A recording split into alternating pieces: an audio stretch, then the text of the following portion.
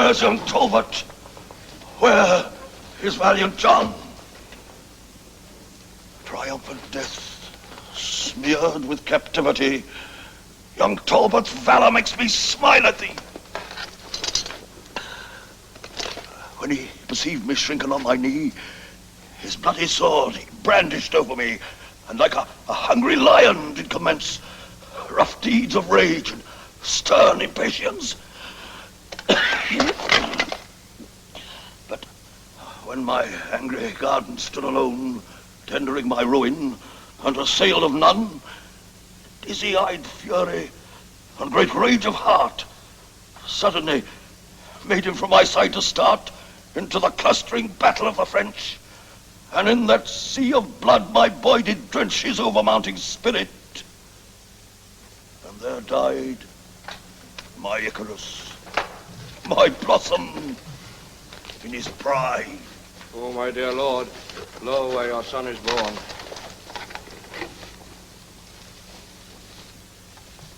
Thou antic death, that laughs us here to scorn, anon from thy insulting tyranny, 2 Talbots, winging through the lither sky, in thy despite shall scape mortality. Come and lay him in his father's arms.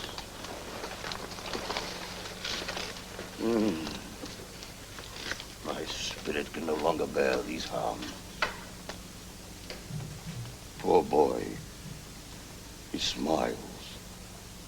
Methinks as who should say, had death been French, then death had died today. Soldiers, adieu.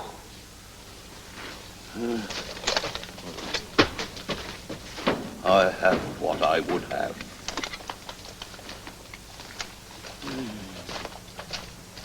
Now, my old arms are young John Talbot's grave.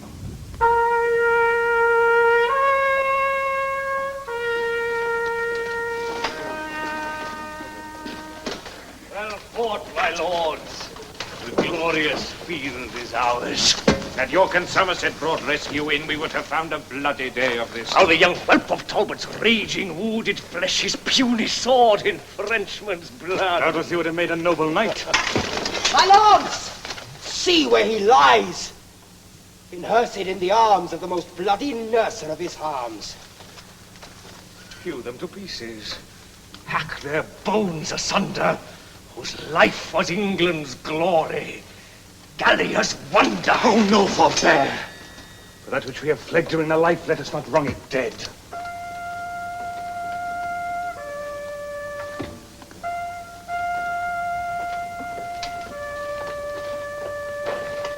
Come to know what prisoners thou hast taken, and to survey the bodies of the dead. But tell me whom thou seekst, old Exeter. Where is that great Alcides of the field, valiant Lord Talbot, Earl of Shrewsbury, great marshal to Henry VI of all his wars within the realm of France? Him that thou magnifiest with all these titles, stinking and fly-blown, lies here, at your feet.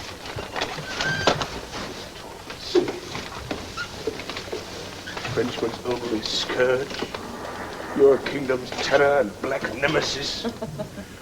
Oh, that I could but call these dead to life, it were enough to fright the realms of France.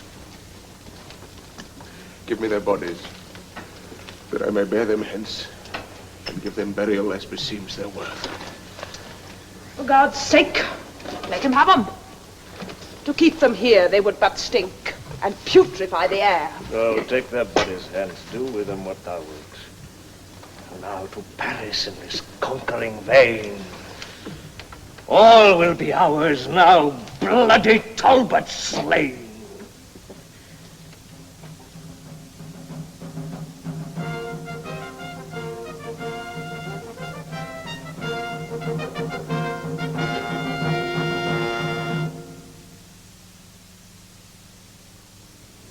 Good day, my lord. Have you perused the letters delivered from the Emperor and the Pope? I have, good uncle. Their intent is this. They humbly sue to have a godly peace concluded of between our realm of England and of France. What say you to their motion? I say 'tis politic to favour it. My good uncle, for I always thought it was both impious and unnatural that such humanity and bloody strife should reign among professors of one faith. Beside, my lord, the sooner to effect and surer bind this knot of amity, the Earl of Armagnac, near-knit to Charles, a man of great authority in France, proffers his only daughter to your grace in marriage, with a large and sumptuous dowry. Marriage, uncle. Alas, my years are young, and fitter is my study and my books than wanton dalliance with a paramour. How now, good Exeter. What news from France? Nothing but ill, my liege. Brave Talbot's dead. Alas, I cannot think it possible. Not Pucelle nor all France's puissance could have undone him, had not brawling York and Somerset failed in their promised aid. For rancorers each on one another cried, neglecting Talbot's need. So Talbot died. Yes, how can I rule or aught resolve if my own peers with one another strive? Against mischance, it better fits a king to seek to mend it straight and not to mourn. Why, so I do. What is it best to do? Conclude the peace that is already bruited. Recall the jangling peers and take a wife. Hadst thou an heir, thy throne would be secure. I have no liking, uncle, for to wed. What signifies your liking? Thou art a king. Seek not what likes thee, but what likes thy kingdom. Go. Call the ambassadors from Armagnac and Winchester, the new-made cardinal. If by my marriage England is made safe, I will be well content with any choice.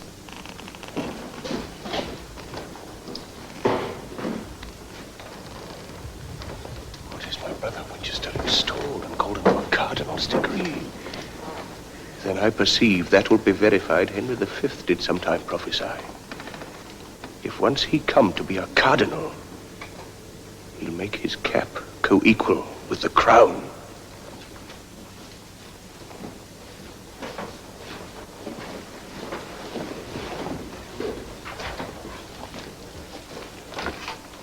My lords ambassadors, your several suits are good and reasonable, and therefore are we certainly resolved to draw conditions of a friendly peace, of which by my Lord of Winchester we mean shall be transported presently to France. And so, my Lord Protector, see them guarded and safely brought to Dover, where in shipped, commit them to the fortune of the sea.